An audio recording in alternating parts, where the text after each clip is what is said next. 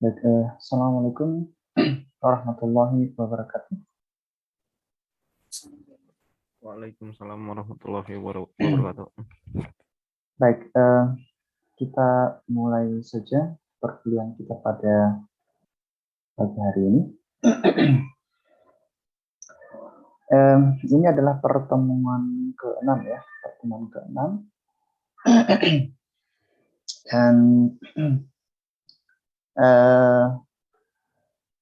ini pertemuan terakhir sebelum UTS ya. Jadi pekan depan itu sudah mulai UTS, dan kalau nggak salah UTS untuk mata kuliah ini adalah hari Selasa kalau nggak salah ya, tanggal 3 November.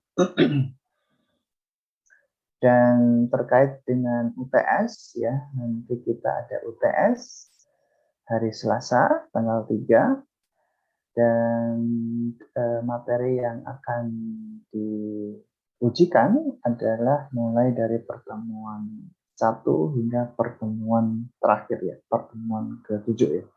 Jadi nanti hari Sabtu besok ya, Sabtu besok ini ada kelas tambahan asinkron, nanti akan saya posting tutorial materi untuk pertemuan ke-7, dan nanti pertemuan ke-7 itu masuk ke dalam bahan ujian untuk UTS. Seperti itu.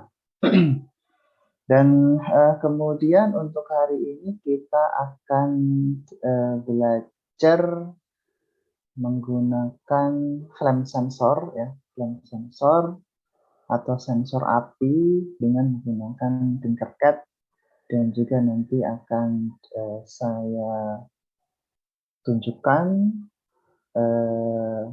flame sensor dengan menggunakan ESP32 ya, ESP32.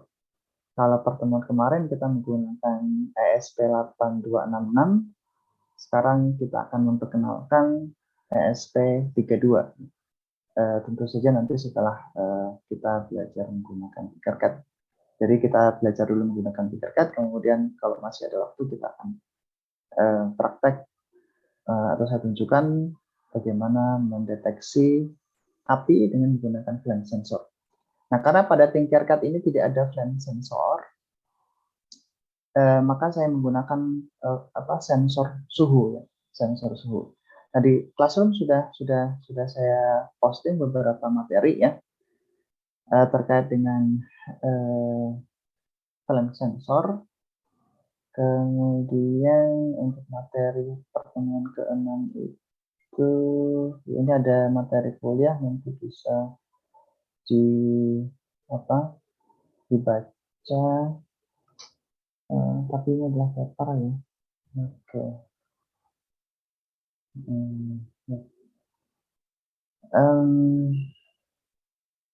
Oke.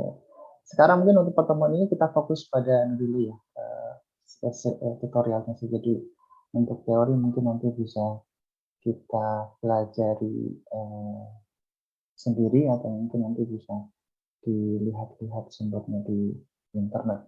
Itu nanti akan saya berikan bahan bacaan untuk pertemuan ke-6. Nah, tapi untuk pertemuan kali ini kita coba fokus pada Tinkercad ya. Kita praktek tutorial dan flame sensor menggunakan ESP32. Oke. Sekarang coba kita buka Tinkercad dulu ya, Tinkercad.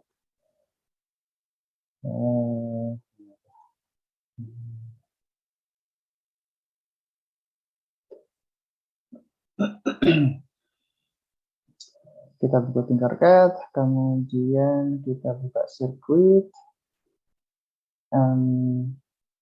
Mungkin bisa create new circuit ya. Kemudian coba kita melakukan atau membuat rangkaian seperti pada gambar ini ya, flame sensor 1. Ya, jadi di sini kita menggunakan sensor temperatur. Kemudian kita kasih LED ya sebagai indikator, atau mungkin sebagai alarm di indikator. Kalau semisal temperatur itu sudah mencapai sekian derajat, maka LED ini akan menyala. Ini menandakan bahwa ini sudah apa ya panas ya, atau mungkin sudah ada api. Jadi kita bisa buka ya Tinkercad, kemudian kita kasih nama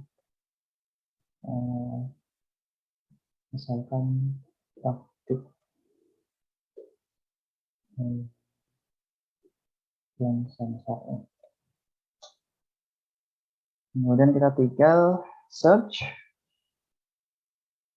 Arduino yang sudah ada breadboardnya saja biar gampang. Ini tinggal diklik ke sini. Kemudian kita atur dulu. Nah, dan coba kita bikin ini ya. Jadi ada temperatur, sensor temperatur ya. Itu bisa di search temperatur sensor yang sudah ada. Tinggal kita tarik di sini.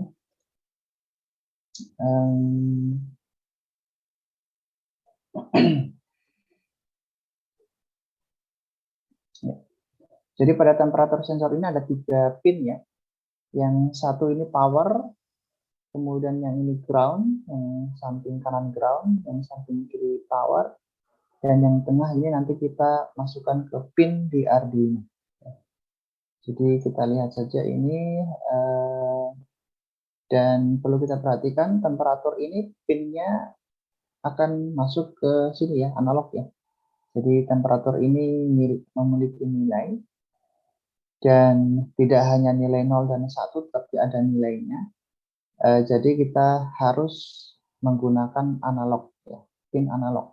Kalau digital itu nanti dia hanya bisa mengeluarkan nilai 0 atau 1 ya. Sementara kalau analog itu dia ada nilai antara 0 sampai 4 ribuan lah. Jadi ada nilai, atau mungkin ada nilai 255. Jadi tergantung dari sensornya. Makanya kita harus menyambungkan pin yang ada pada sensor ini ke analog sini, analog input. Jadi ini power, kita sambungkan ke power dulu. Kemudian ini kita sambungkan ke ground. Biar bagus kita kasih ganti warnanya menjadi merah. Dan ini menjadi hitam. Kemudian ini kita sambungkan ke analog.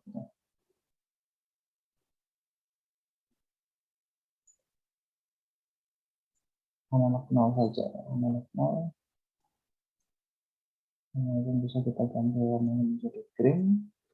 Setelah itu kita pasang LED.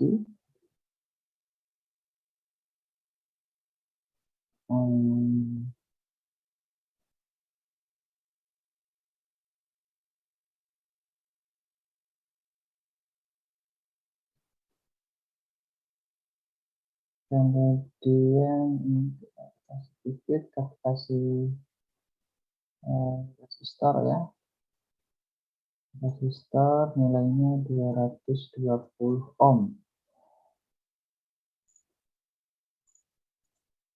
Kemudian ini kita sambung ke pin 7, CPAO 7. Dan ini kita kasih ke ground. Ganti hitam. Oke. Jadi rangkaiannya sudah jadi, ya, sudah sama seperti ini. Sekarang ini sudah ada contoh kodenya, ya. Sudah ada contoh kodenya, kita tinggal copy dan paste saja. Jadi ini flame sensor dengan menggunakan satu LED. Kita copy, masukkan ke kodenya di sini, kita pilih yang text saja, ya. Kemudian kita pastekan di sini. Jadi di sini LED red, yang warna red, menggunakan pin nomor 7. Kemudian untuk flame pin menggunakan analog kosong ya, nyala kosong, nyala kosong. Kemudian kita buat variabel baseline temperatur, ini nanti digunakan untuk sebagai batasan ya, batasan temperatur yang ingin kita ukur. Misalkan kalau temperatur lebih dari 40 derajat, maka nanti LED-nya akan nyala ya. Jadi batasannya ada 40 derajat atau mungkin nanti 50 derajat ya. 50 derajat itu sudah cukup tinggi panas ya. Kemudian kita bikin variabel Celsius, kemudian Fahrenheit. Ya. Jadi kita bikin dua variabel Celsius dan Fahrenheit. Nanti kita bisa lihat nilai Celsiusnya dan kita bisa lihat nilai Fahrenheit-nya. Ya. Kemudian setup kita mulai ya, kita kasih serial bikin 115200 untuk serial komunikasi serial. Nanti kita bisa lihat nilai yang ada pada serial communication. Kemudian kita gunakan pin mode LED red sebagai output dan flame pin ini sebagai inputnya. Jadi ini sebagai inputan. Yang temperatur ini sebagai inputan, bukan output. Yang menjadi output adalah ini LED-nya saja. Ya. Jadi kita setting output untuk LED red dan input untuk flame pin. Ya. Kemudian pada fungsi loop kita kasih nilai baseline temperaturnya 40 derajat. Kemudian kita mapping dulu ya, kita mapping dulu agar bisa di convert ke nilai Celsius. Jadi menggunakan fungsi map ini ya. Kemudian kita masukkan flame pin dikurangi 20 ya, jadi nilai sensor ini terbaca ini belum dalam satuan temperatur ya atau satuan Celsius ya. Jadi kita harus convert dulu dengan menggunakan sintak ini ya. Map analog red ya. Flame pin dikurangi 20 dikali 3,04 kemudian dan seterusnya. Jadi ini ikuti aja sintak ini. Ini untuk merubah ke dalam bentuk Celsius, nilai Celsius. Kalau tidak di convert ke nilai Celsius, nanti nilainya tidak sesuai ya. Jadi harus kita convert dulu. Kemudian setelah itu kita convert nilai Celsius ke Fahrenheit ya. Jadi dengan menggunakan rumus ini, Celsius dikalikan 9 bagi 5 plus 32. Jadi Celsius dan Fahrenheit itu kan nilainya berbeda ya. Jadi harus kita ingat nilainya berbeda. Nah setelah itu kita print nilai Celsius ke serial. Kemudian ini satuan Celsiusnya kita print juga nilai Fahrenheit ke serial dan kita kasih satuan F Fahrenheit. Nah, setelah itu untuk menyalakan LED-nya ya kita gunakan if ini. Jika Celsius kurang dari 40, maka LED-nya mati ya. Digital right, LED red low. Else if kalau sisanya ya Celsius lebih dari 40 ini, ya, maka digital right LED red high, kita nyalakan LED. Nah, kemudian kita kasih delay 1 detik. Nah ini setelah ini kita tinggal start simulation. Start simulation dan nanti kita klik dulu di temperatur ini, nanti akan muncul ini. Nanti ini bisa kita atur-atur. Sebelum itu kita buka serial monitor dulu. Ini suhu yang ditampilkan di serial. Jadi sekarang suhunya 21 Celsius dan 69 Fahrenheit. Kemudian kita bisa atur ini ya ke kiri nanti semakin dingin ya minus Celsius. Kalau ke kanan semakin panas. Nanti kita lihat. Nah ini sudah melewati 40 ya. Maka LED-nya ini nyala. Jadi seperti itu. Nah, kalau kita kurang dari 40, ini LED-nya mati. Kalau dia sudah mencapai threshold ya, atau baseline, Nah, ini kan nyala, ini 77, ini LED-nya nyala. Ya. Jadi seperti itu. Nah, ya karena di tingkat cat ini tidak ada flame sensor, jadi kita menggunakan temperatur suhu ya. Kalau menggunakan flame sensor nanti programnya juga akan berbeda. Ini sebagai latihan saja atau sebagai gambaran saja bagaimana kita bisa mengukur suhu ya dengan menggunakan temperatur sensor pada Tinkercad. Seperti itu. Kemudian yang berikutnya adalah ini ya. Kita menggunakan buzzer ya. Ada buzzer. Jadi di samping kita menggunakan LED sebagai alarmnya, kita juga ingin menambahkan buzzer. Buzzer atau alarm ya. Nanti kalau misal temperaturnya tinggi, nanti buzzernya nyala, ada suaranya, alarmnya nyala, dan LED-nya juga akan menyala. Ya. Jadi rangkaian seperti ini kita tambahkan buzzer dan jangan lupa untuk menambahkan resistor. Resistor di sini. Oke, sekarang kita tambah buzzer. Kita search saja buzzer. Ini sudah ada. Ya. Kemudian di sini ada 2 pin, yang satu negatif, yang satu positif. Positifnya kita kasih resistor.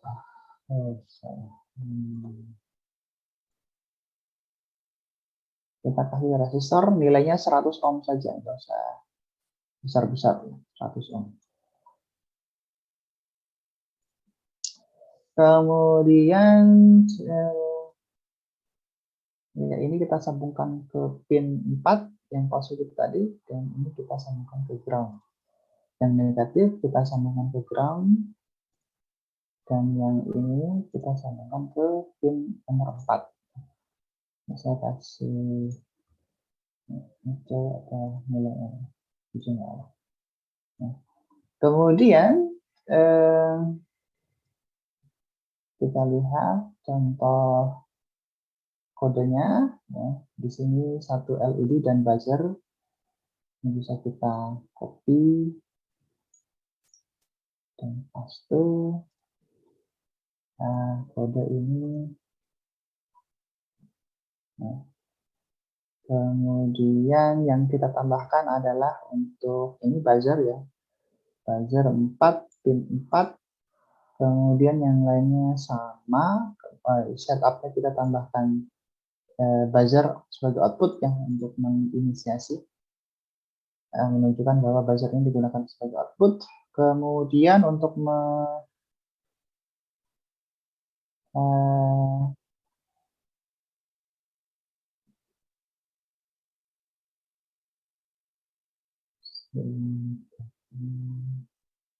ya, untuk menyalakan suaranya kita menggunakan fungsi ini ya, tone.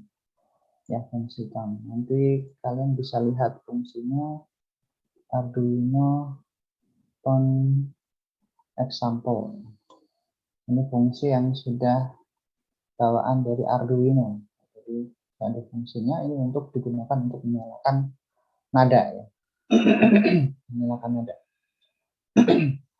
Nah, untuk menggunakan fungsi ini kita harus tentukan pinnya dan frekuensi ya, dan durasi juga ya. Jadi tone, kemudian kita tentukan pinnya berapa, pin untuk buzzernya, kemudian frekuensi berapa. Ini frekuensi terkait dengan suara ya.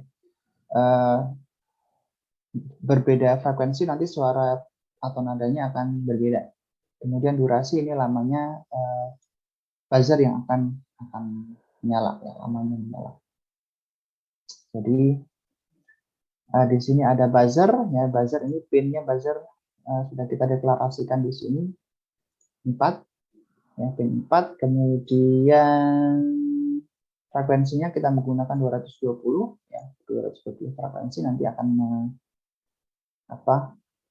memberikan suara berbeda. Kemudian durasinya 500 milisecond ya, 500 milisecond atau setengah detik ya, setengah detik. Ya, cuma itu saja yang kita tambahkan. Sekarang Coba kita jalankan start simulation. Kita atur, ini masih 25 Celsius ya. Celsius, coba kita atur. Nah, suaranya. Nah, coba diingat-ingat suaranya. Sekarang kita ganti coba ya, frekuensinya menggunakan misalkan 400. Apakah suaranya sama? Jadi tadi kita ingat-ingat suaranya seperti apa, sekarang kita bandingkan dengan berbeda kan ya. Nah, jadi untuk membedakan suaranya kita harus mengatur frekuensinya berapa ya. Coba kalau 300 ya, frekuensi 300 suaranya kayak apa sih? Nadanya seperti apa sih?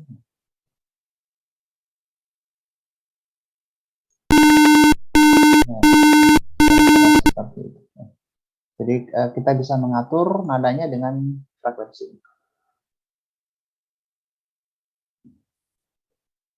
Kemudian durasinya 500 ini bisa kita ganti ya. Durasinya misalkan 1 detik. Ini harus kita kasih juga 1 detik ya. Jadi setelah tone ini kita harus pakai fungsi delay ya. Harus sesuai lamanya. Kalau di sini 1000, sini juga harus 1000. Jadi semakin lama. Sekarang 1 detik.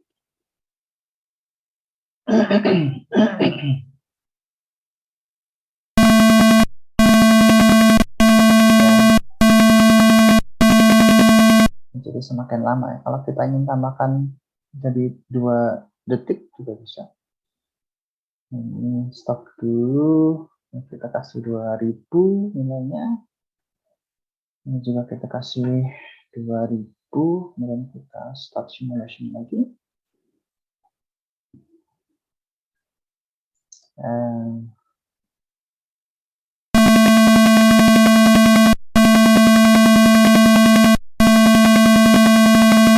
Ya, jadi semakin lama ya suaranya.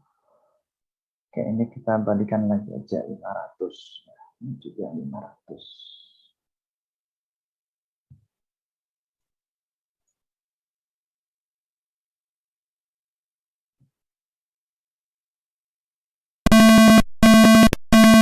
Ya, seperti itu. Jadi itu ya mengukur temperatur dengan menggunakan LED dan buzzer. Kemudian contoh berikutnya yang ketiga, kita tambahkan LED menjadi 3 LED ya. Kalau tadi cuma 1, sekarang coba kita tambah menjadi 3 LED. Menjadi 3 LED. Ini kita kasih ini. Satu lagi.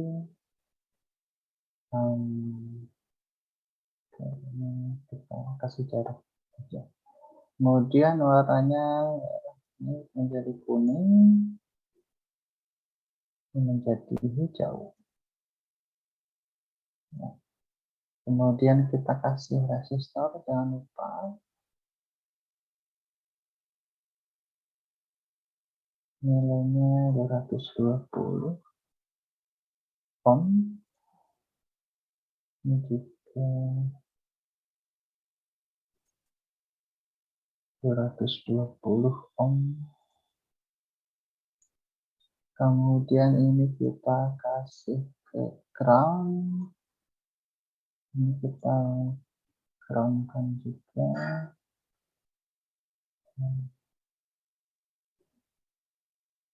Ini kita kasih warna hitam biar ketahuan ya.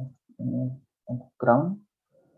Kemudian ya 65. Kita sambungkan ini ke 6 dan yang ini ke 5. Kita kasih warna hijau aja.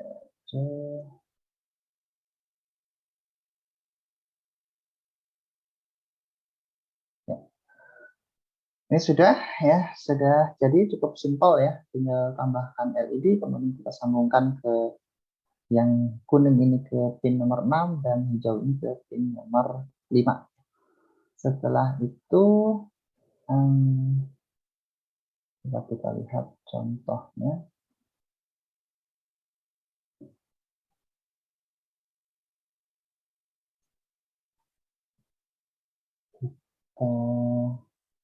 Pastikan di sini. Di sini kita tambahkan LED yellow 6 dan LED green 5. Jadi sesuai dengan di sini. 5 untuk green dan 6 untuk yellow ya. Kemudian pada setup kita tambahkan green sebagai output dan yellow sebagai output ya. Kalau tidak ada di sini nanti akan terjadi error. Ya, kita tentukan dulu bahwa pin nomor 5 dan 6 ini digunakan sebagai output untuk LED. Ya. Kemudian, nah yang ingin kita buat adalah kita ingin membuat jika suhu ini mencapai lebih dari 40 derajat, merah ini akan menyala.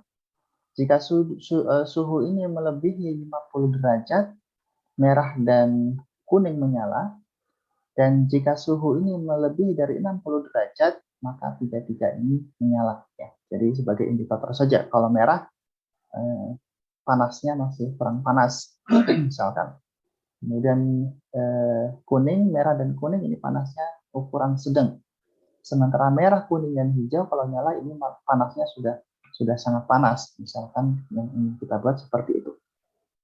Nah, kita tinggal menambahkan fungsi if else-nya saja ya. Tinggal kita tulis if Celsius lebih dari baseline temperatur, di mana temperatur ini nilainya 40, maka digital right LED red, yellow, dan green ini kita lowkan. Artinya kalau nilainya dikurang 40 derajat, ini semuanya mati. Kemudian else if jika Celsius lebih besar dari 40 derajat dan Celsius kurang dari 50 derajat, kita tambahkan 10 di sini, menjadikan ini 40 tambah 10 jadi 50 ya. Jadi kalau suhu itu antara 40 sampai 50 derajat, maka yang nyala adalah merah ya. LED red high, sementara yellow dan green low. Kemudian jika Celsius ini antara 50 derajat sampai 60 derajat, maka merah dan yellow ini nyala ya. Baseline tambah 10 ini menjadi 50, lebih besar dari 50 dan kurang dari 60, dua yang nyala. Sementara kalau lebih dari 60 derajat ya, lebih besar dari baseline temperatur tambah 20 sama dengan 60 derajat, maka LED red, yellow, green semua kita nyalakan. Jadi ini program yang ingin kita buat. Sekarang coba kita jalankan simulasi. Oke, kita lihat di sini suhu 25 derajat Celcius. Kita naikkan sekarang. Oke, ini ya, ini 46 merah nyala ya.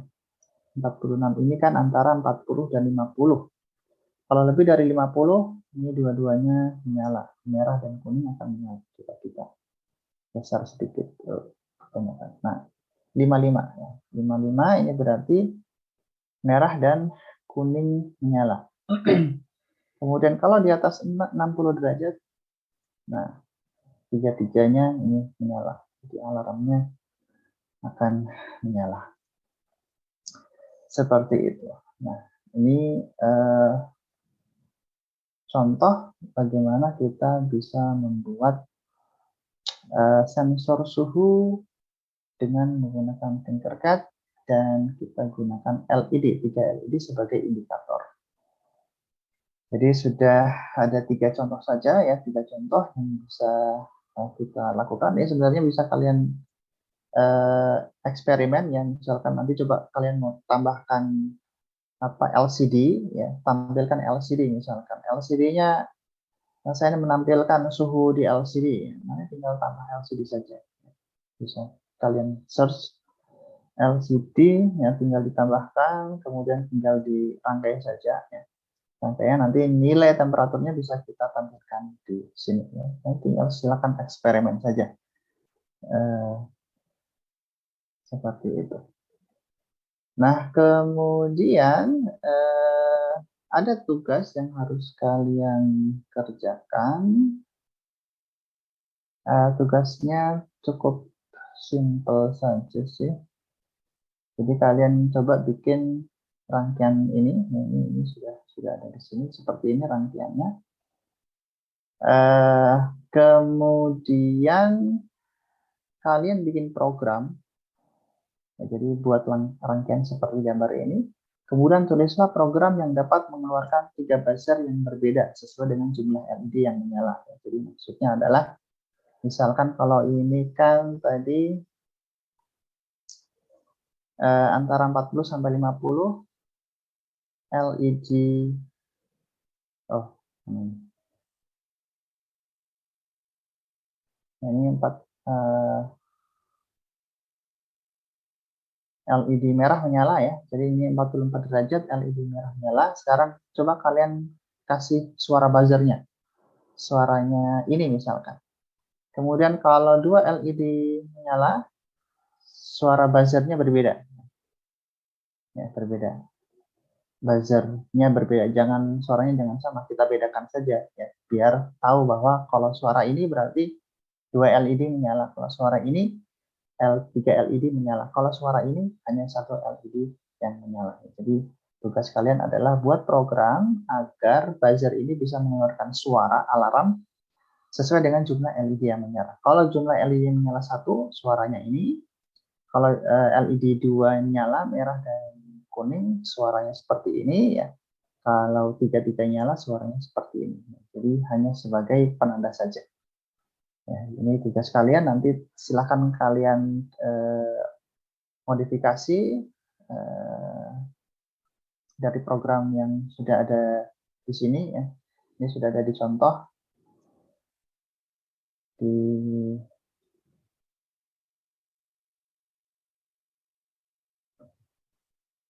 ada di contoh ini tadi di sini ya. Contoh yang nomor 3 yang tinggal dimodifikasi saja. Di sini sudah ada LED menyala, tinggal kalian tambahkan suara buzzer ini saja. Nanti bisa menggunakan fungsi fungsi ini tone buzzer. Seperti itu. Nah, untuk Tinkercad mungkin cukup sampai di sini. Sekarang kita lanjutkan ke ke ESP32 ya. Oke.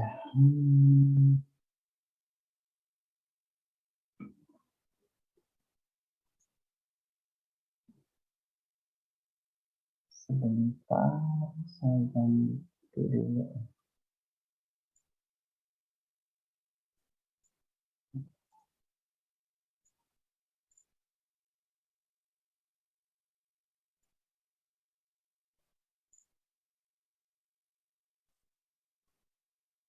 Oke.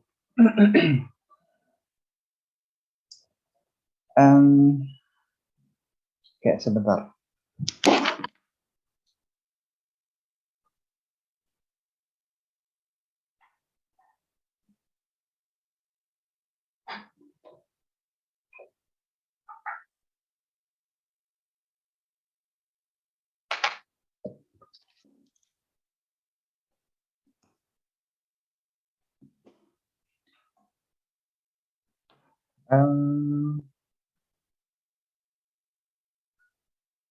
Ya, kemarin saya sudah pernah sampaikan ada salah satu website yang cukup lengkap.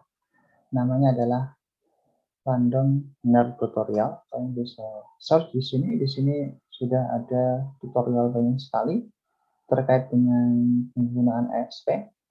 Kalian bisa klik di sini ESP32 ya, kemudian misalkan introduction.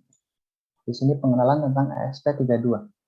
Apa sih yang membedakan antara ESP32 dan ESP8266? Jadi ESP32 ini adalah yang generasi terbaru ya. Generasi terbaru dari ESP8266. dan dia memiliki beberapa fitur yang lebih lengkap ya. Jadi ini seperti ini ya, ESP32 DevKit Duet ya. Jadi dia memiliki 30 pin dan 36 ya, ada dua jenis. Ada yang memiliki pin 30 pin dan 36. Ini contoh ESP yang lain, jenis yang lain. Mereka sama-sama menggunakan chip yang sama ya, cuma yang membedakan adalah breakout atau chip atau bentuknya ya. Sedangkan chipnya ini sama, pinnya juga mestinya sama, jumlah pinnya sama. Cuma ada beberapa produk atau ya produk yang posisi pinnya ini kadang-kadang berubah, tidak sama. Jadi ada yang versi Duet DevKit versi 1, ada ESP DevKit, ada ESP Node MCU S32, ada ESP32 Think, ya, ada Wemo Stalin 32, ya, macam-macam ya, ada OLED dan yang lainnya.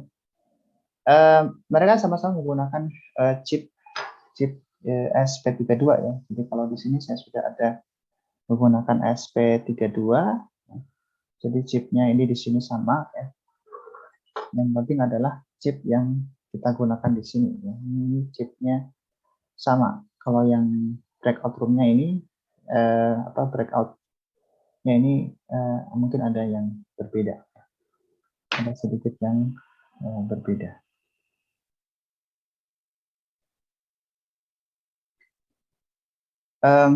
Oke.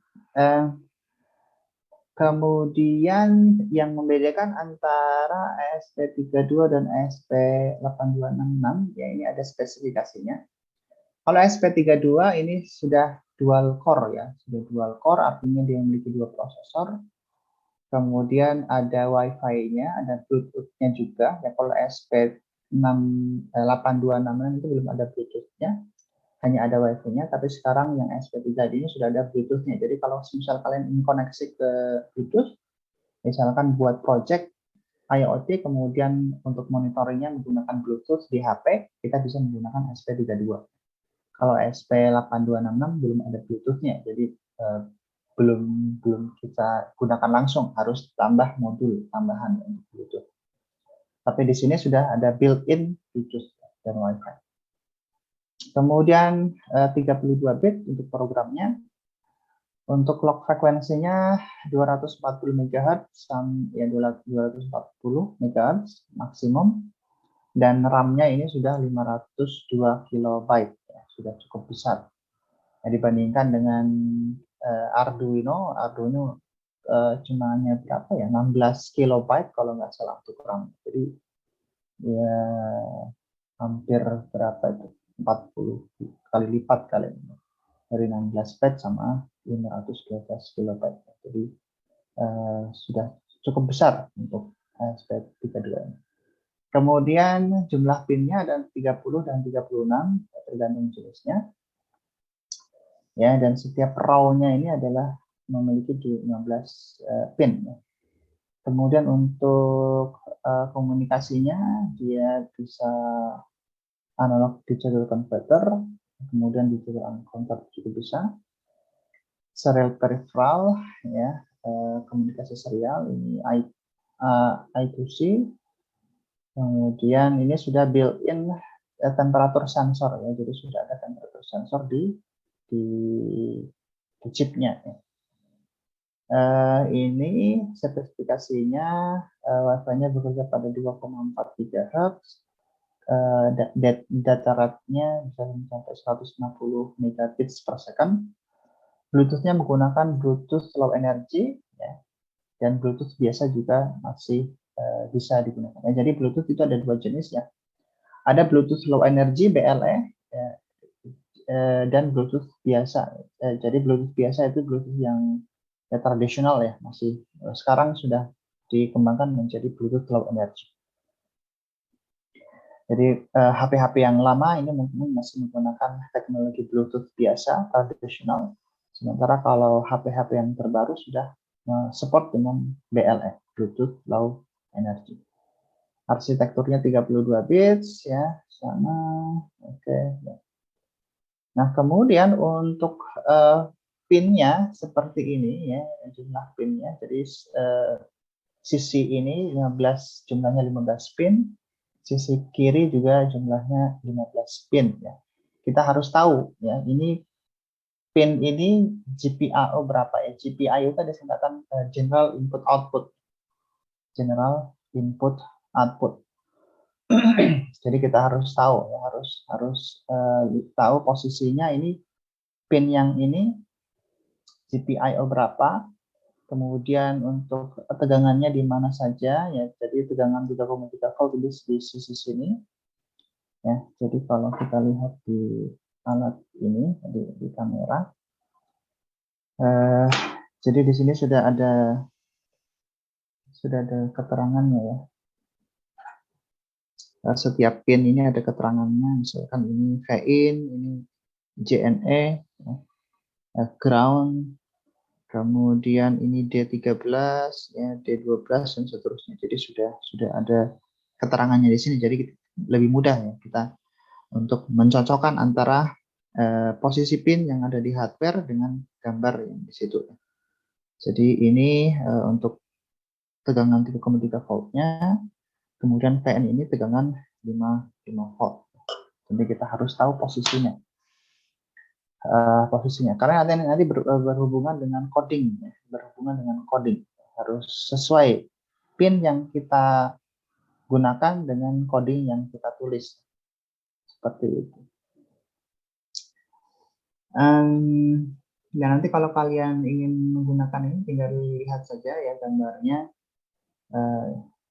seperti itu. Kemudian ini yang versi 30 GPIO dan ini versi 36 GPIO. Sebenarnya sama saja antara 30 dan 36 ya. Jadi meskipun 36 GPIO ini kelihatan lebih banyak, tetapi 6 pin tambahan ini tidak bisa kita gunakan. Ini sudah digunakan untuk yang lainnya. Jadi sama saja. Kalau kalian beli yang 30 juga oke, 30 pin oke, 36 pin juga oke, nggak masalah. Karena jumlah pin yang bisa kita gunakan ya sama saja.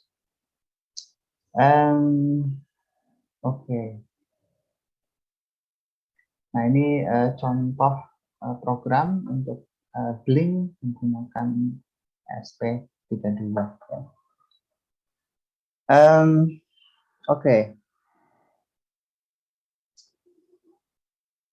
Sekarang kita coba buka dulu ya Arduino-nya, program Arduino.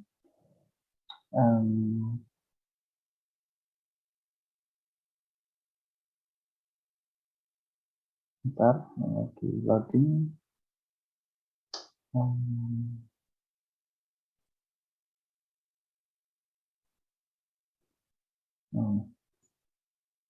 Oke. Nah, ketika kalian ingin menggunakan board SP32 menggunakan Arduino IDE, kalian harus install dulu ya, sebagaimana yang sudah saya contohkan pada pertemuan yang lalu. Jadi kita buka file preferences, kita masukkan linknya dulu untuk download. Ya. Jadi link untuk SP32 itu yang ini, ini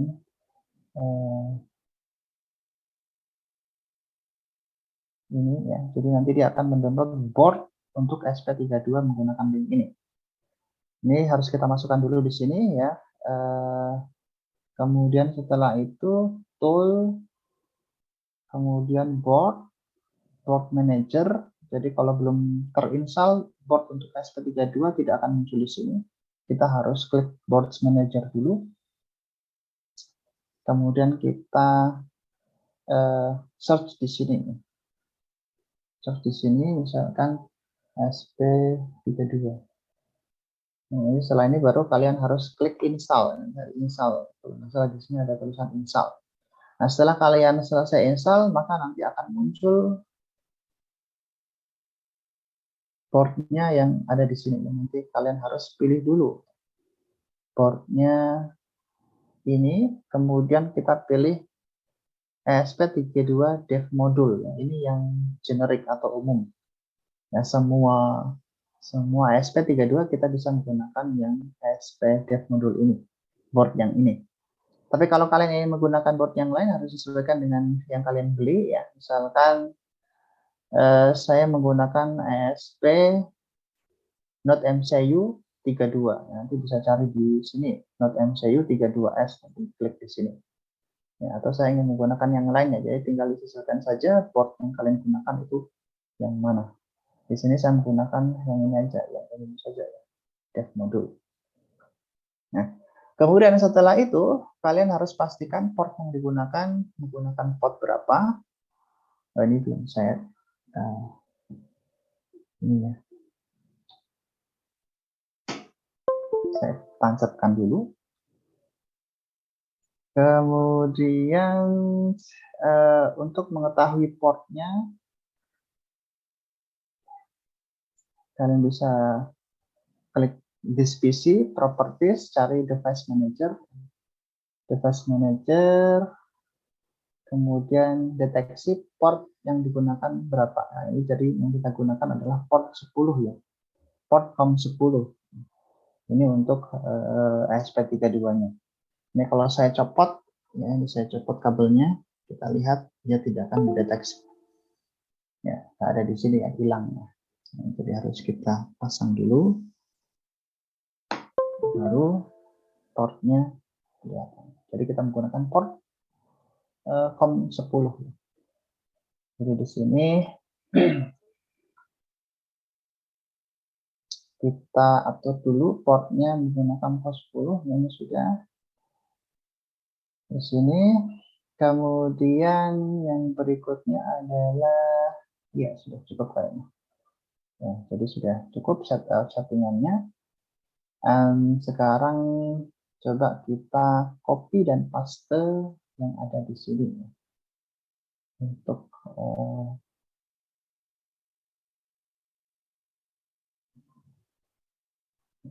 sama aja. Kemudian ini menggunakan untuk LED-nya menggunakan pin 23.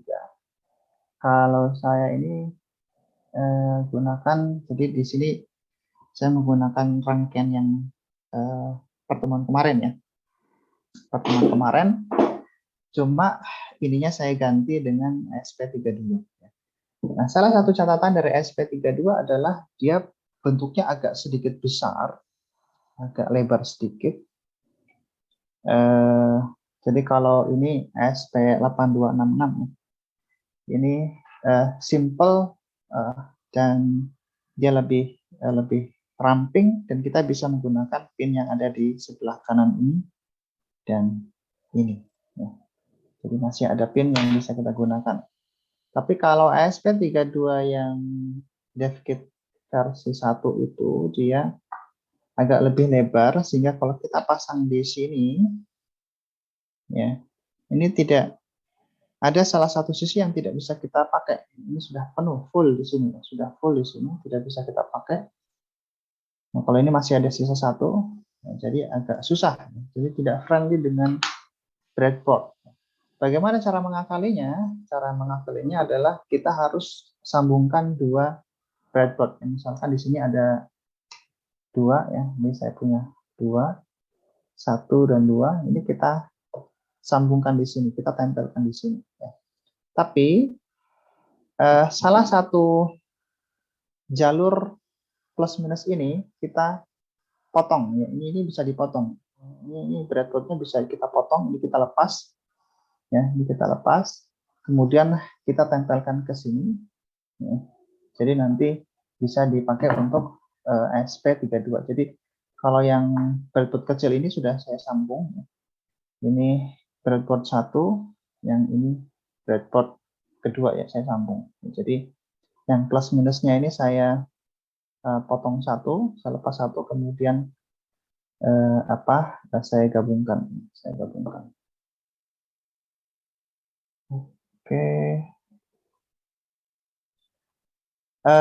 Oke, kemudian Di sini LED-nya saya sambungkan dengan pin D5 ya. D5 yang ada di sini. Jadi D5 ini di mana ini?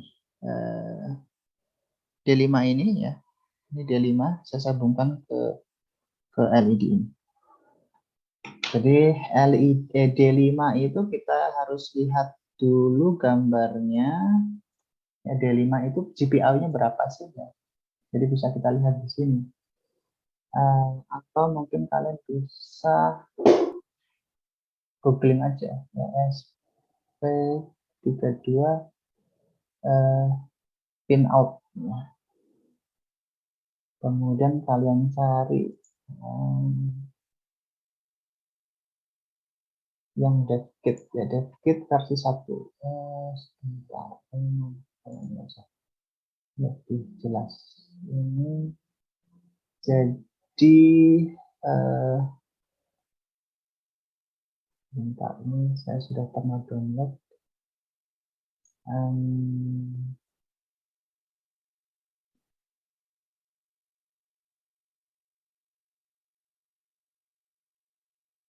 Ini saya download. Kemudian D5, ini adalah GPIO 5 ya. Jadi saya sambungkan di sini D5 dan ini adalah GPIO 5. Kalau kalian sambung ke misalkan D2, ini GPIO-nya berapa? GPIO-nya adalah 2 ya. D4 GPIO-nya 4. Kemudian RX2 ini GPIO-nya ada 16 ya. Kemudian ya yang lainnya harus kita sesuaikan. Tapi rata-rata untuk ESP yang DevKit versi 1 ini, kalau kita lihat D2 ini sudah sesuai dengan GPIO-nya. Jadi D22, GPIO 22, D23, GPIO 23. Jadi tidak perlu kita bingung-bingung ya. Kalau yang ini sudah cukup sesuai GPIO-nya. Jadi di sini saya pakai GPIO 5 ya. GPIO-nya adalah 5. Kemudian di sini saya ingin buat blink ya, 1 detik nyala, 1 detik mati. Seperti itu. Oke, sekarang coba kita compile dulu. Tool atau ini saya compile, verify. Ya.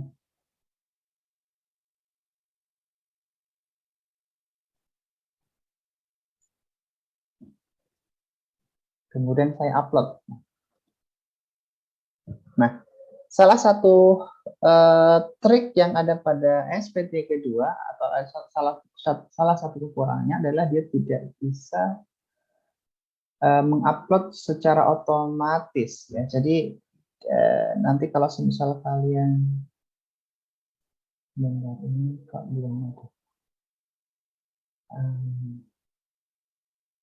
Saya sketch.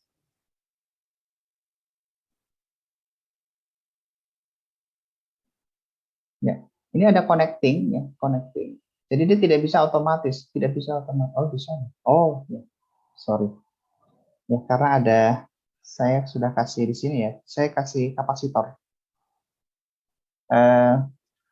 Jadi kalau kalian tidak pakai kapasitor, misalkan ini yang ada di sini ya, ini kapasitornya saya copot. Misalkan saya copot.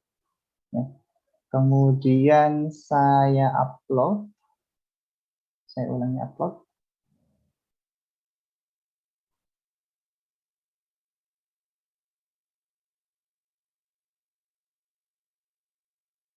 Dia anak connecting terus ya, connecting terus. Dia tidak bisa langsung upload secara otomatis ya. Kalian harus menekan di sini ini ada bootnya ya, sebelah kiri bawah sini ya. Ini ada N dan boot ya. Kita harus tekan boot di sini. Jadi sebelah kanan atas. Ini masih connecting. Kalau di layar sini masih connecting ya. Kita tekan boot beberapa detik. Baru dia mau upload ya. Jadi ini salah satu kekurangan dari SP32, dia belum bisa otomatis upload ya, harus kita tekan secara manual.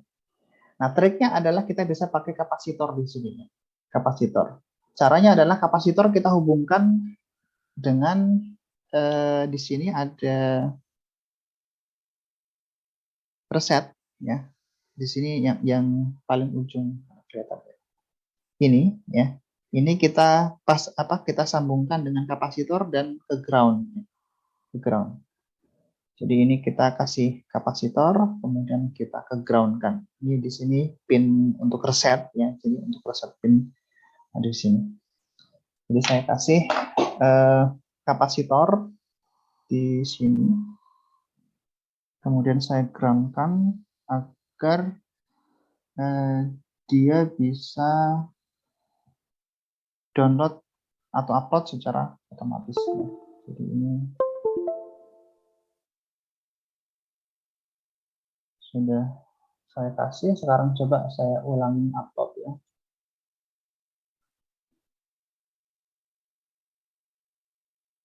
Kita lihat di sini layarnya. Nanti ketika dia connecting, bisa connecting secara otomatis. Saya connecting. Kemudian kita tunggu dulu, nanti dia akan connecting secara otomatis.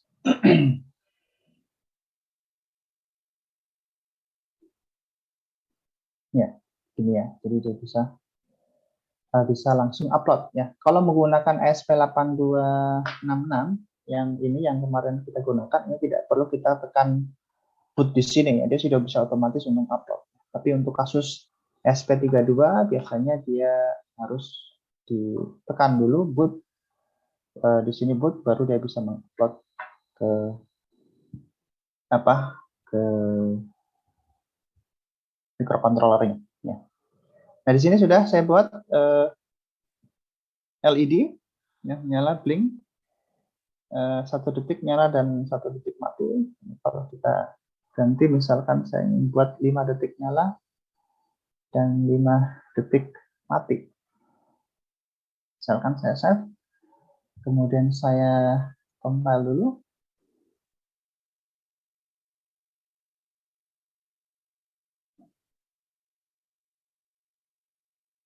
Dan saya upload.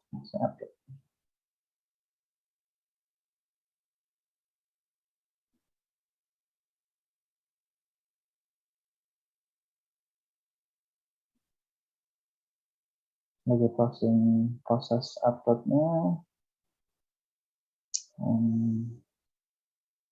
Ya, ini sudah upload ya. Dan kita lihat di sini nyala 5 detik, kemudian mati 3 detik.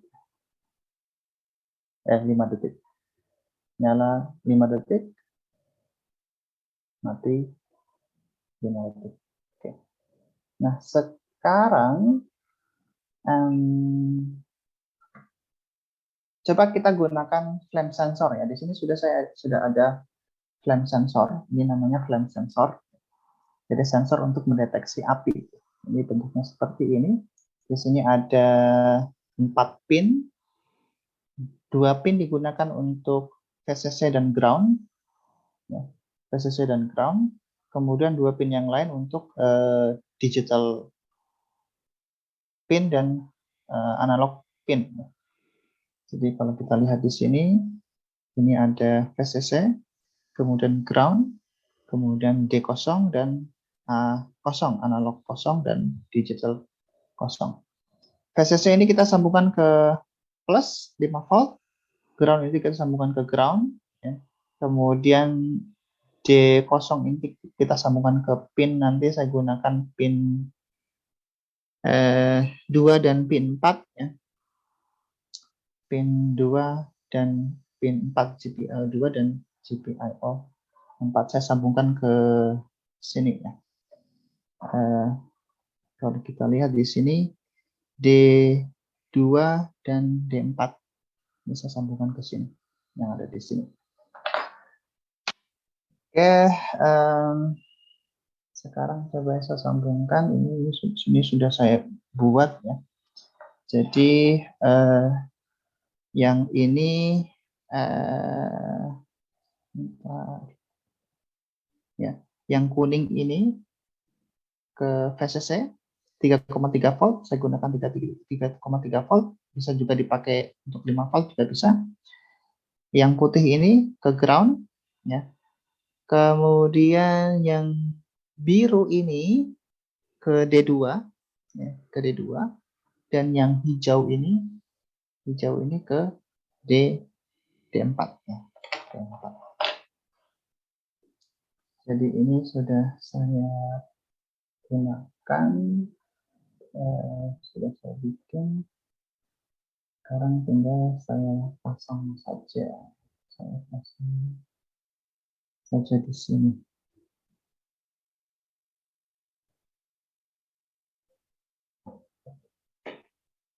Nah, sudah saya pasang.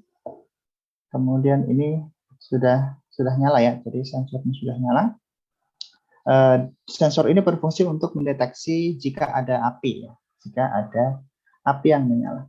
Oke, untuk programnya ini sudah saya kasih juga kalau salah.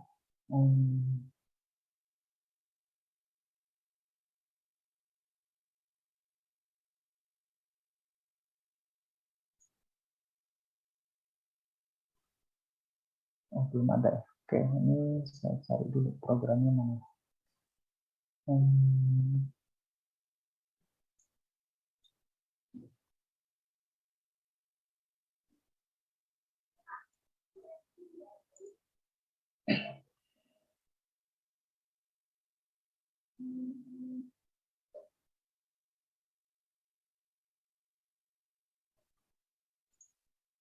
Ini ada programnya di sini.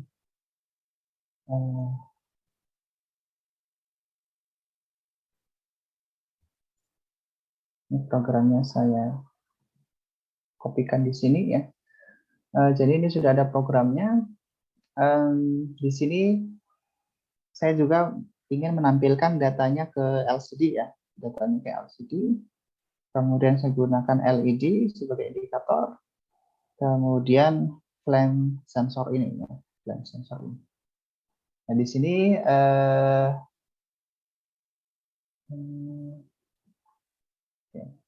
kita harus include dulu liquid crystal untuk LCD I2C ya, karena saya menggunakan LCD 1602 yang I2C.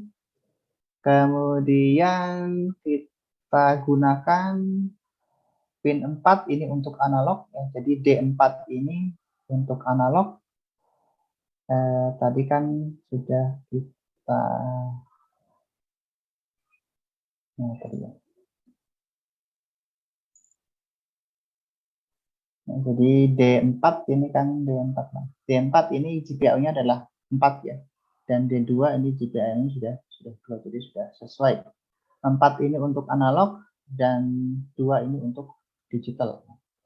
Jadi 4 ini analog, 2 untuk digital, kemudian LED pin-nya saya menggunakan D5 atau pin IO pin output 5 ya. Kemudian di sini saya deklarasikan dulu LED pin output, fire digital input ya. Jadi fire digital ini input, nomor 2 ini input.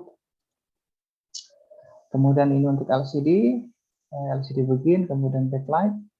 Kemudian untuk fungsi loopnya, saya buat variabel fire sensor unlock ini kita baca dengan menggunakan fire analog dan fire digital. Ya. Ini untuk membaca nilainya, analog dan digital. Kemudian saya print fire sensor nilainya analog di sini ke serial.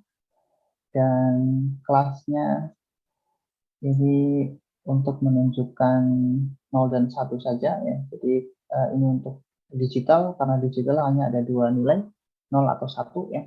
Sementara kalau analog ini ada nilainya selain 0 dan 1. Kemudian di sini saya tulis threshold-nya atau baseline temperaturnya adalah 1000. Ya, jika kurang dari 1000 maka kita anggap ada fire dan LED kita nyalakan high. Kemudian kita tampilkan nilainya ke LCD ya, tulisan flame sensor, kemudian kita tulis ada fire. Kalau tidak atau lebih besar dari 1000, ya, maka kita anggap tidak ada fire dan LED-nya kita matikan. Kita tulis di sini, kita tampilkan ke LCD-nya juga. Jadi nilainya ini dari yang paling besar ke kecil ya. Jadi kalau tidak ada api, nilainya akan 4096 kalau nggak salah ya. Kalau ada api nanti dia semakin menurun, akan semakin menurun. Oke.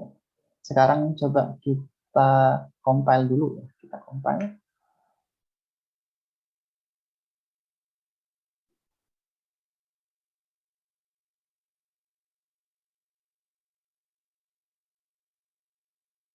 Kemudian kita upload.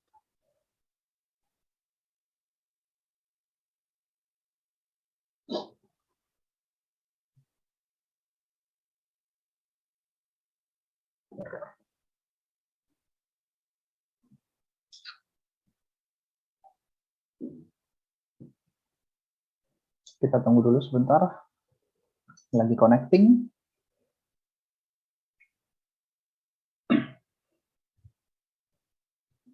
Kalau misal gagal, bisa nanti kita ulangi lagi. Yang sudah berhasil.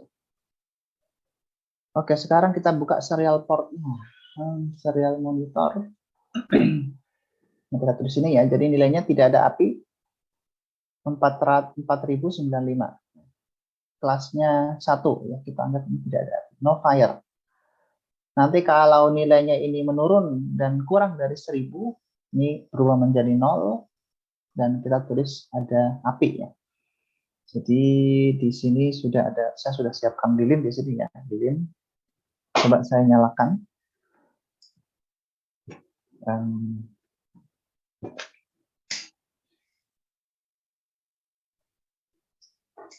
Sebentar, saya matikan kipas dulu. Ini kipas nyala soal.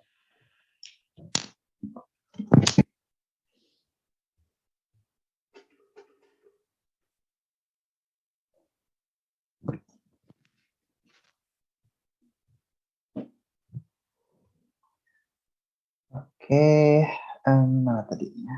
Ini saya nyalakan lagi lilinnya.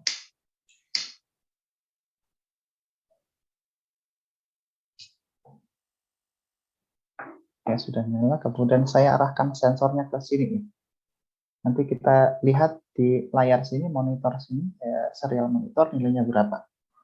Jadi ini kalau saya arahkan sini, kita lihat ya nilainya menjadi 200 ya. Dan LED-nya nyala di sini. Kalau saya arahkan ke sini, ya ini LED-nya nyala, berarti nilainya ini sudah di bawah 1000. Ini kalau saya arahkan ke tempat lain, nilainya kembali ke 4095 ya, ini ya nilai di sini serial monitor kita tampilkan di sini. Kemudian kalau ini saya arahkan ke kemana? Ke api.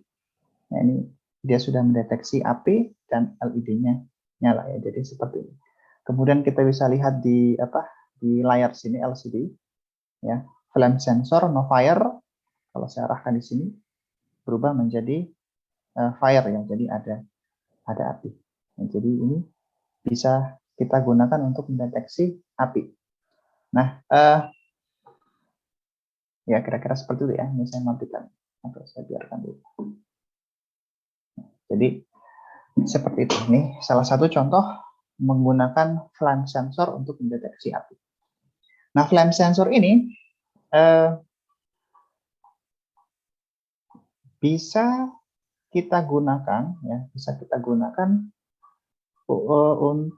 pada smart robot ya. Jadi kalau kalian sering melihat kontes robot cerdas ya, ada robot pemadam kebakaran. Ya, ini bisa kita pasang di sini sensornya di robot tersebut. Kemudian jika robot tersebut mendeteksi api, nah nanti kita sambungkan alat untuk memadamkannya. Misalkan kita pasang kipas nih, kipas. Sebagai simulasi saja, ada robot, kemudian kita kasih lilin. Jika robot itu dekat dengan lilin, dia mendeteksi api. Kemudian kalau misal ada api, kita nyalakan kipas untuk mematikan mematikan lilin tersebut. Atau bisa kita pakai cari semprotan air ya. Kita bisa bikin semprotan air di robot tersebut. Kemudian kalau semisal ada api, nanti dia bisa menyemprot api tersebut dan mati. Jadi flame sensor ini biasa digunakan untuk aplikasi robot cerdas, atau juga mungkin nanti pada kondisi tertentu kalau kalian ingin mendeteksi api ya bisa menggunakan flame sensor ini. Seperti itu ya. Jadi seperti itu. Oke. Nah, ada salah satu software juga yang bisa kita gunakan untuk coding Arduino atau mungkin yang sejenis. Nah, kalau yang terkenal kan ini ya, kita menggunakan ini Arduino IDE yang ada di layar ini, karena ini lebih simple ya. Bagi pemula, Arduino IDE ini paling tepat digunakan bagi pemula. Tetapi kalau semisal kalian sudah cukup mahir dan kalian sudah terbiasa dengan coding, kalau coding menggunakan IDE kan ini bisa kita katakan kurang cantik ya, tampilannya kurang cantik. Nah, kita bisa menggunakan Visual Code ya, Visual Code. Di sini saya menggunakan juga Visual Code. Kemudian saya install platform I/O. Ini platform I/O ini untuk coding Arduino dan ESP. Jadi kita install dulu Visual Code. Kalian kalau sudah punya Visual Code di laptop, kalian bisa install IDE tambahan ya, IDE tambahan. Kalian nanti bisa extension, kemudian klik platform I/O. Platform I/O. Nah, di sini kemudian kalian install saja ya. Jadi ini untuk project-project IoT, Arduino, ya embedded system bisa menggunakan IDE ini. Nanti kalau sudah terinstall, nanti akan muncul di sini ya. Kemudian kalian bisa gunakan. Jadi di sini saya gunakan ini untuk bikin program yang tadi flame sensor ini di sini. Jadi lebih cantik ya. Jadi kita bisa lihat di sini ada warnanya. Kemudian di sini juga mendukung auto correction ya, atau auto correction. Misalkan di sini saya klik LCD, nah di sini sudah akan muncul auto suggestion. Kalau di Arduino kan tidak ada ya. Kalau kita klik di sini, misalkan LCD tidak ada, kita harus tahu sintaknya LCD. Nah, titik di sini tidak ada suggestion, tidak ada saran. Jadi kalau kalian terbiasa dengan fitur-fitur seperti itu, ya kalian bisa menggunakan Visual Code plus platform I/O IDE, platform I/O IDE. Dan di sini juga cukup mudah ya. Jadi misalkan saya ingin bikin project baru, ya, ini nanti kalian klik platform I di sini, kemudian kalian bisa cari project dan misalkan ingin buat project baru ya, klik new project misalkan. Ya, tapi sebelum itu ya kalian harus insert boardnya dulu ya, seperti di Arduino IDE. Untuk menggunakan board Node MCU atau ESP32 dan 86, kalian harus install dulu boardnya. Jadi kalian cari di sini board, kemudian pilih yang platform ini, kemudian pilih embed, dan harus kalian cari dulu boardnya ESP-nya. Nah, di sini ada ESP32 dan ESP8266. Nanti kalian klik di sini dan kalian install dulu ya, install. Untuk bisa menggunakan board ESP ya, install dulu. Nanti kalau sudah install, nah baru bikin project, create new project. Misalkan di sini, misalkan flame sensor. Kemudian boardnya kita pilih ESP32 ya. Salah. Frameworknya Arduino, SP32.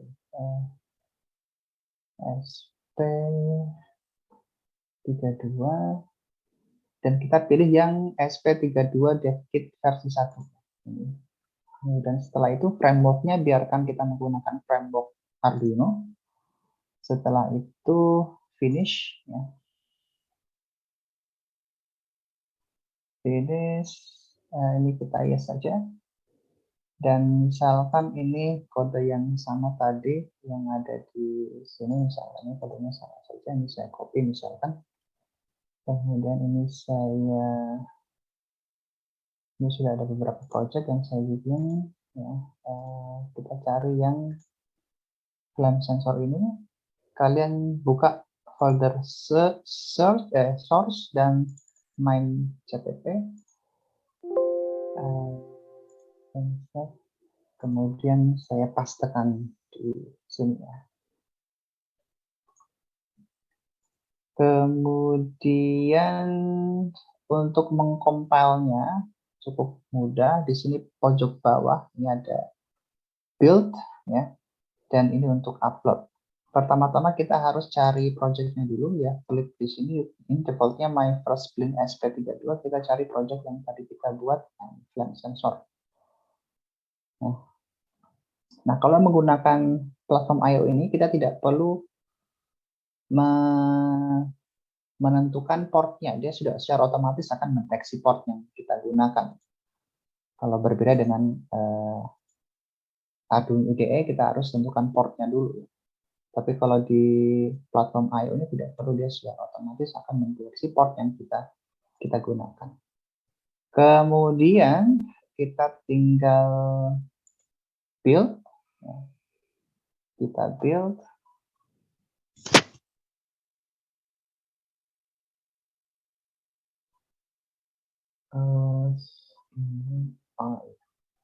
Ini karena saya menggunakan LCD, jadi kita harus library LCD-nya kita harus copy dulu. Jadi nanti kalau kalian sudah install folder itu, dia akan ke di sini, ke documents, platform I/O, install isinya ada di situ. Kemudian project, saya copy dulu, ya. Ini saya sudah ada library yang saya gunakan, liquid crystal ini karena sudah saya pakai, bisa di copy kalau sudah punya. Kemudian kalian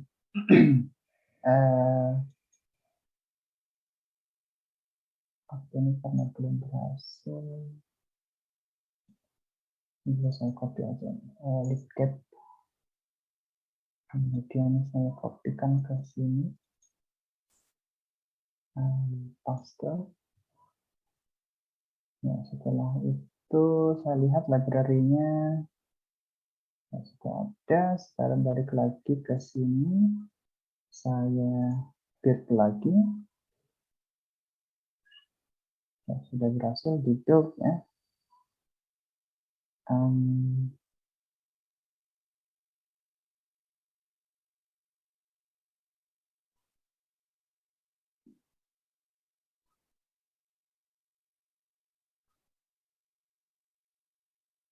Oke, sudah sukses build-nya. Sekarang kita upload, ya, dengan ini upload ke ASP-nya. Ya, secara otomatis akan mendeteksi portnya berapa, yang ini sudah otomatis COM10 lagi connecting.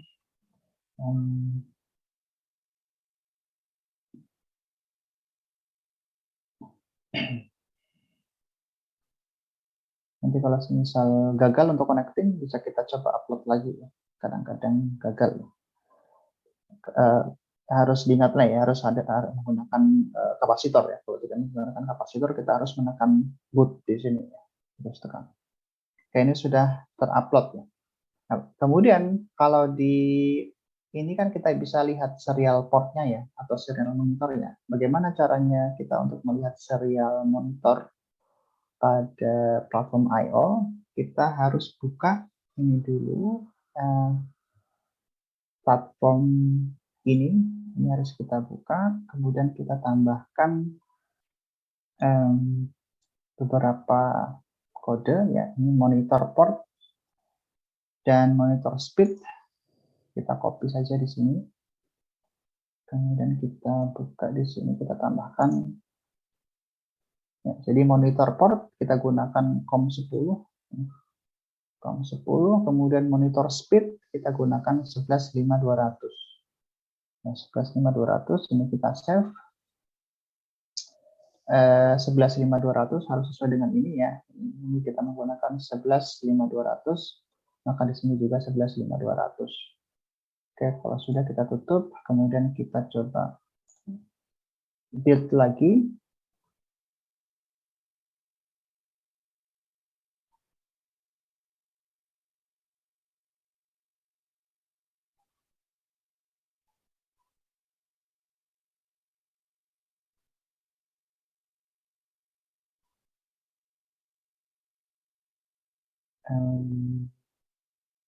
Oke, tunggu sebentar ya, sudah sukses. Sekarang kita upload. Upload.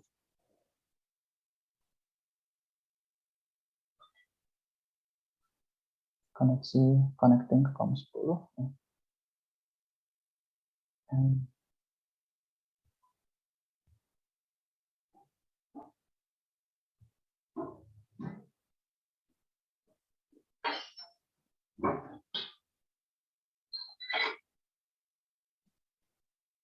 Ya, proses upload, kemudian ya untuk melihat serial monitornya kita bisa klik di sini ya. Jadi serial monitor ini kita klik, nanti akan ya muncul fire sensor. Ini nilainya sekian. Ini saya arahkan ke lilin.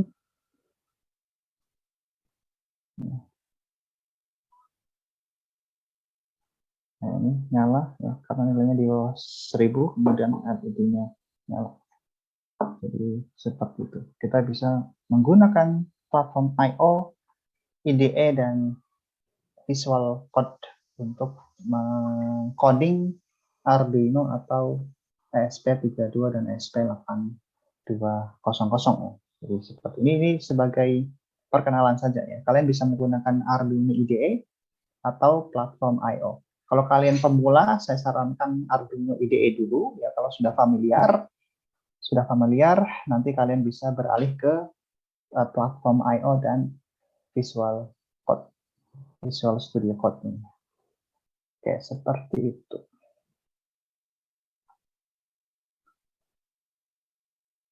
Baik, oke, sampai di sini ada yang mau ditanyakan?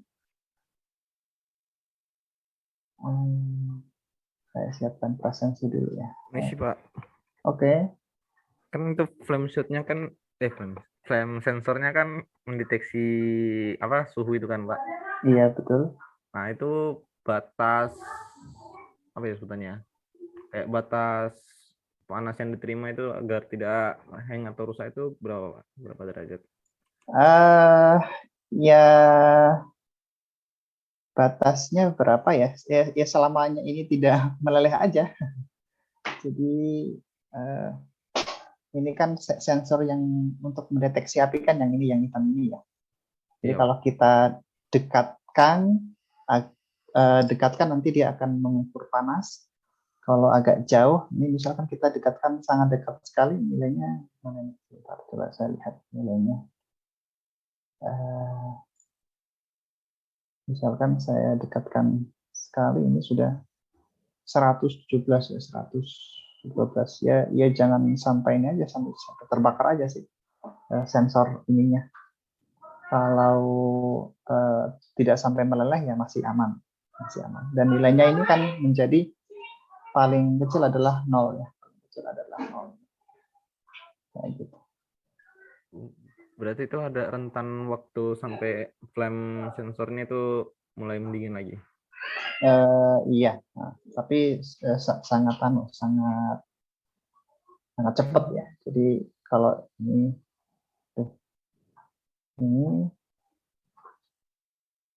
kemudian saya jawakan, langsung udah balik lagi normal kan. Jadi tidak terlalu lama untuk kembali ke normal ya. Seperti itu. Baik Pak. Oke. Ini Pak, sama satu lagi Pak. Hmm. Yang di Arduino itu kan ada kontrol apa sebenarnya? Analog in sama digital PWM itu di perbedaannya apa Pak? Di mana itu? Yang di Arduino. Arduino. Arduino hardware-nya atau Arduino software-nya? Hardware-nya. Hardware-nya. Iya. Tadi ada apa? PWM sama? Yang digital PWM sama analog in. Oh, Sambung-sambung. jadi kalau analog in itu adalah analog input ya, seperti bentar ya. Coba kita lihat.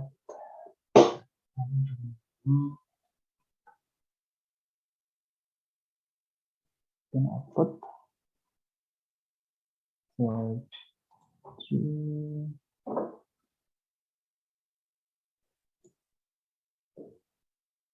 Ya kayak gini ya. Jadi ada digital PWM. Jadi kalau ini analog input, ya jadi A0, A1 sampai A5 ada 6 pin yang digunakan untuk analog input.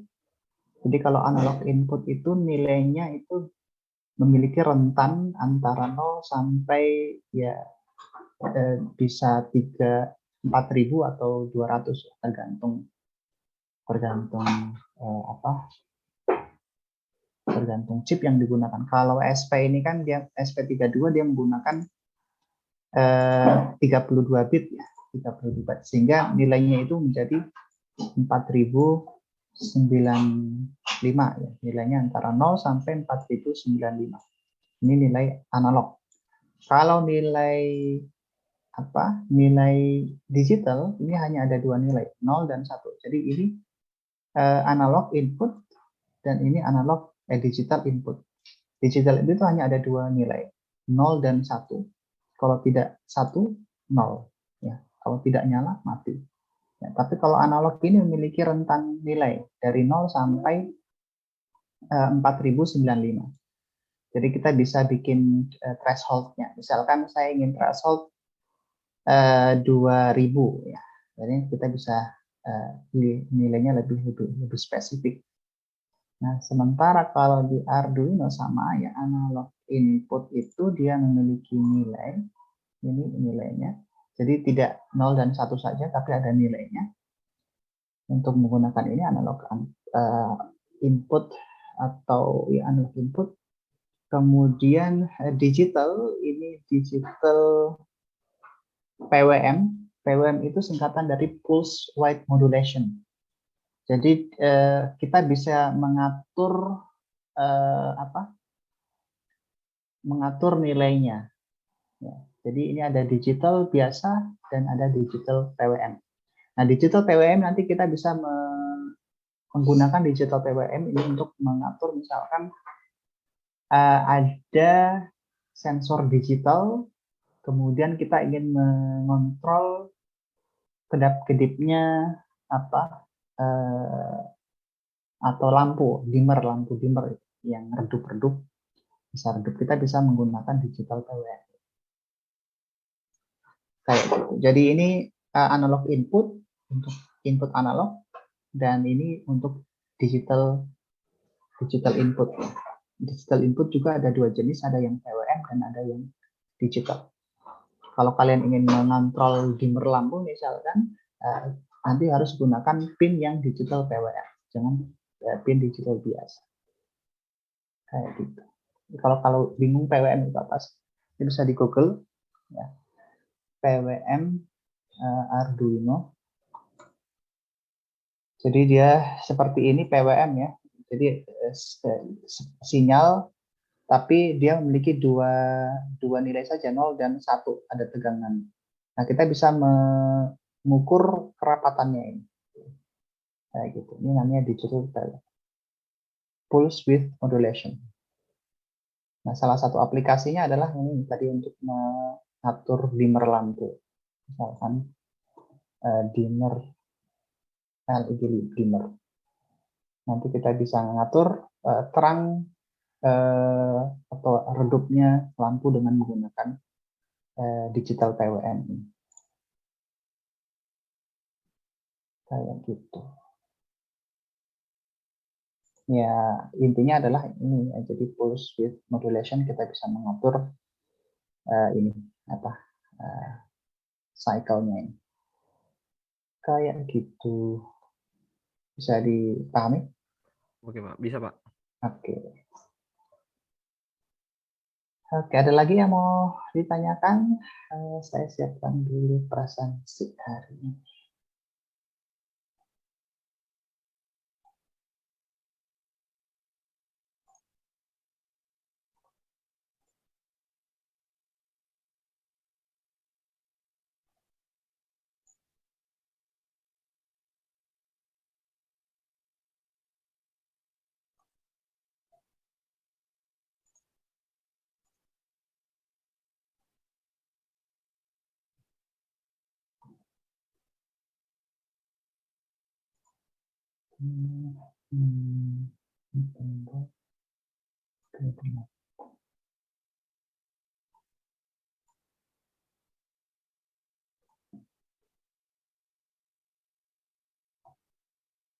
Oke, silakan di-scan ya, untuk presentasi hari ini.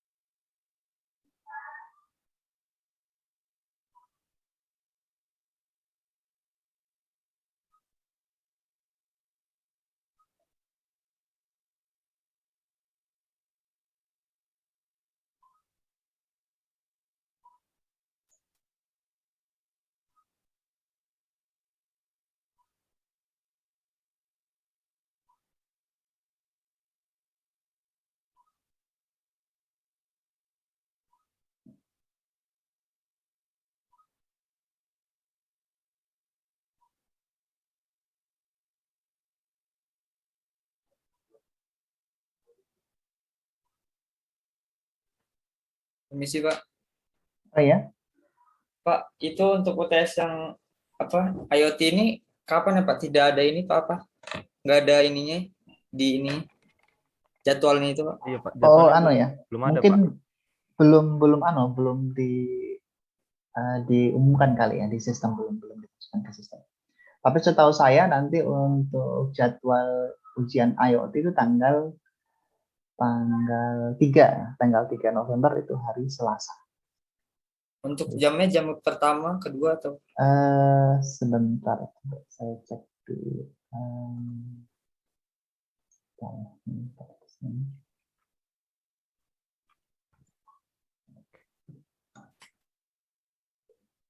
Kalau nggak salah jam kedua atau jam ketiga. Bentar.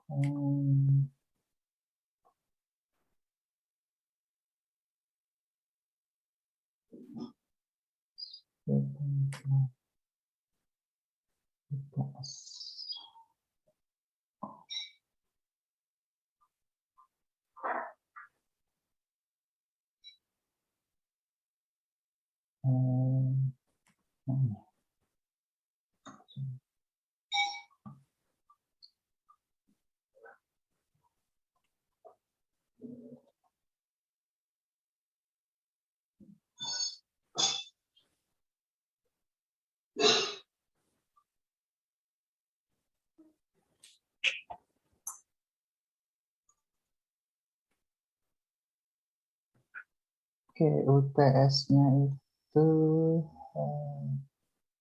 bentar. Hari Selasa, hari Rabu, sebentar, hari Rabu. Oh ya, hari Rabu, tanggal 3 November, hari Rabu, jam ketiga, ya jam ketiga. Salah jam ketiga. Nanti untuk mekanisme UTS-nya kita melalui Google Classroom ya. Jadi nanti soalnya akan saya posting di Google Classroom. Ini saya belum tentukan soalnya seperti apa, tapi mungkin ada pilihan ganda. Kalau misal menggunakan pilihan ganda,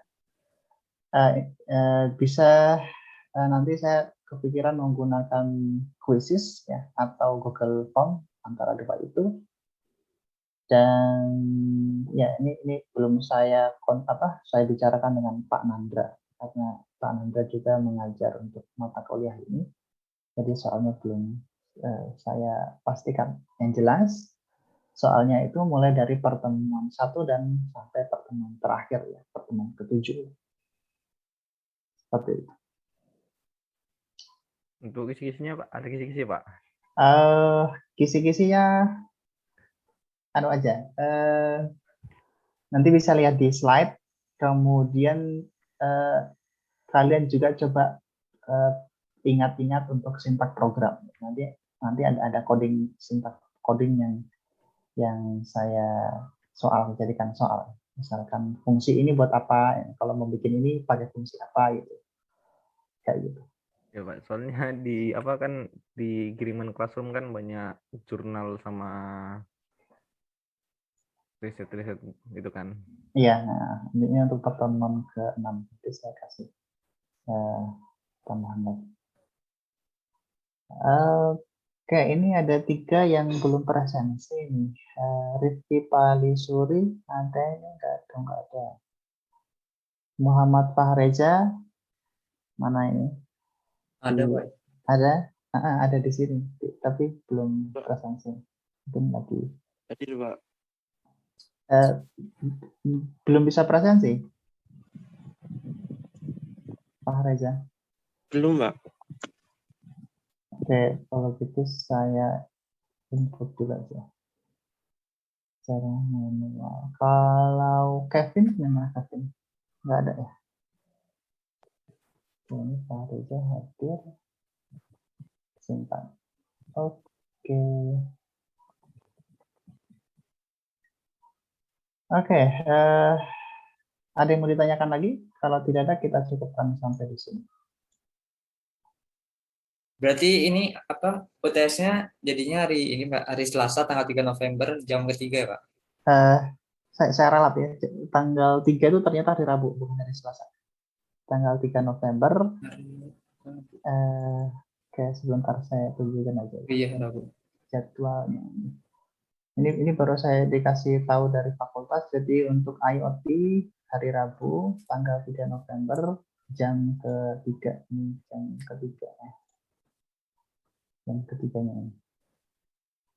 Hari kedua jam ketiga. Kita mulai ujiannya dari hari Selasa, bukan hari Senin. Iya. Kayak gitu. Nanti aja standby pengumuman di kelas nanti. Begitu? Pak, mau tanya ini Pak, Uh-huh. yang materi kemarin sih Pak, ultrasonik itu. Uh-huh. Kalau ini apa untuk angka dari jarak yang ditampilkan di LCD itu bisa lebih dari 3 digit nggak Pak? Lebih dari 3 digit kayaknya nggak bisa kayaknya, karena sensor suara tidak begitu jauh dia mengukur. Paling cuma 2 digit bisa. Tapi kalau 3 digit sepertinya harus pakai sensor yang lain deh. Nanti bisa coba pakai sensor infrared sensor untuk jarak. Karena infrared sensor sepertinya dia lebih jauh jangkauannya dibandingkan dengan menggunakan suara. Kan infrared kan menggunakan cahaya ya, jadi cahayanya lebih jauh dibandingkan kalau sensor. Kayaknya kemarin sampai 320-an yang suara itu, Pak. Oh, bisa juga. Sebentar. Eh, Mungkin bisa, mungkin tidak ya. Nanti coba di anu aja, langsung dipraktekkan ke hardware-nya langsung pakai sensor suara langsung. Kalau di simulasi saya kurang ingat itu. Mungkin bisa sampai 3 digit, tapi kalau kenyataannya saya pikir tidak sampai 3 digit.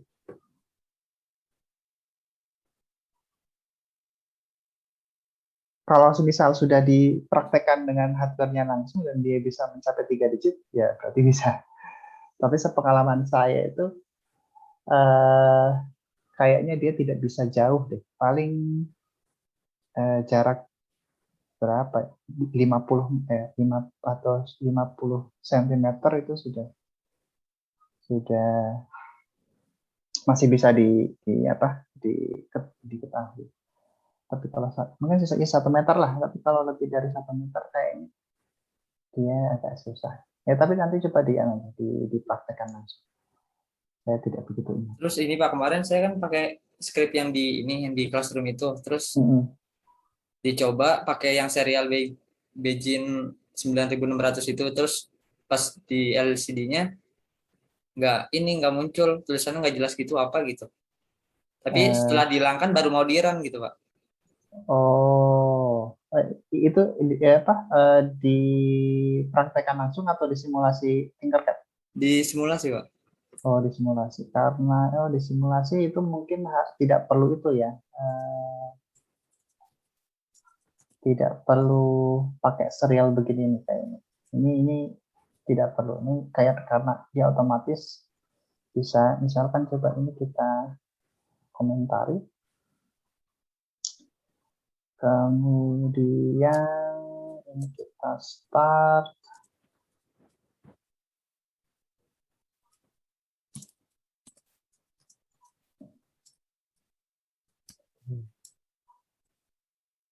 Mungkin kasusnya beda-beda kali.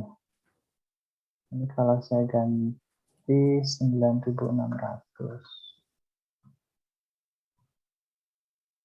Kemudian saya start lagi. Nggak bisa. Kata juga ya. Itu sebentar.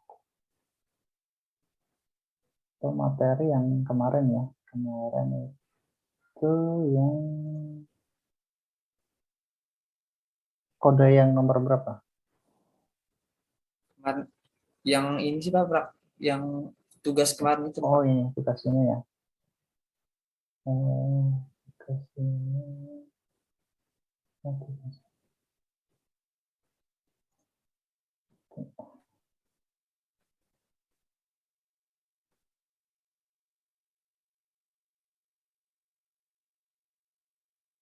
Oh, ini serial begini nih dihapus baru bisa juga ya? Iya, Iya, Pak. Pak. Oh, iya. Kalau misalnya serial begin sama LCD-nya digabung, itu LCD-nya tampilannya kayak beda, Pak. Oh, iya. Iya sih. Saya tahu juga nih.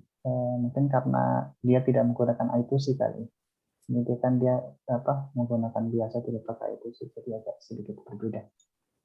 Mungkin juga seperti itu.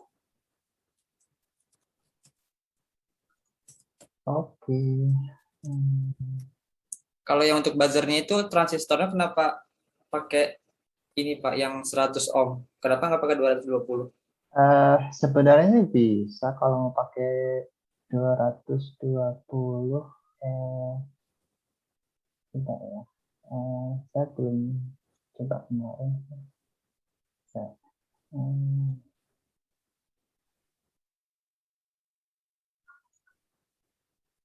Sebenarnya transistor itu kan untuk resistor itu kan untuk mengurangi arus yang masuk ke situ. Kalau semisal dibesarkan arusnya, ya nanti dia bisa berfungsi, cuma nanti sepertinya ke suaranya, ya. Bunyinya tidak akan sebesar kalau resistornya kecil. Kan semakin besar resistor, arusnya akan semakin kecil yang masuk ke sini.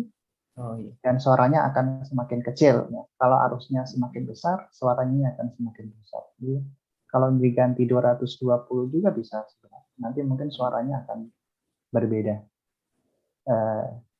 Kencengnya berbeda. Baik. Kalau semisal tidak dikasih resistor juga bisa, nanti suaranya dimaksimal, kenceng banget. Tapi kalau kita kasih resistor, nanti suaranya bisa kita atur mau kencengnya seberapa sesuai dengan nilai resistornya itu. Kalau nggak pakai resistor apa nggak rusak buzzernya, Pak? Ya cepat rusak, bisa cepat rusak karena dia arusnya tidak kita filter, tidak kita saring, tidak kita batasi. Ya amannya sih pakai resistor biar arusnya tidak terlalu besar. Terus satu lagi yang kemarin Pak yang scroll display right itu gimana Pak? Oh ini belum saya cek ya. Oh belum ya. agak sibuk lupa ya. Ya amannya sih pakai langsung ke Langsung praktik ya. praktek hardware-nya. Lebih amannya itu. Karena kemarin waktu kita praktek hardware-nya langsung kan bisa ya kanan kiri nggak masalah. Kalau di simulasinya mungkin agak sedikit berbeda. Gitu. Baik Pak, terima kasih. Oke, sama-sama. Ada lagi sebelum kita tutup? Ya, kalau tidak ada, kita terima kasih atas perhatiannya. Kita nanti kuliah terakhir ya, nanti hari Sabtu asinkron, tapi dia akan saya posting ke beberapa materi. Oke, saya akhiri dengan bacaan alhamdulillah. Alhamdulillahirrahmanirrahim. Assalamualaikum warahmatullahi wabarakatuh. Waalaikumsalam warahmatullahi Warahmatullahi wabarakatuh. wabarakatuh. Oke, saya tutup ya. Terima kasih Pak. Sama-sama.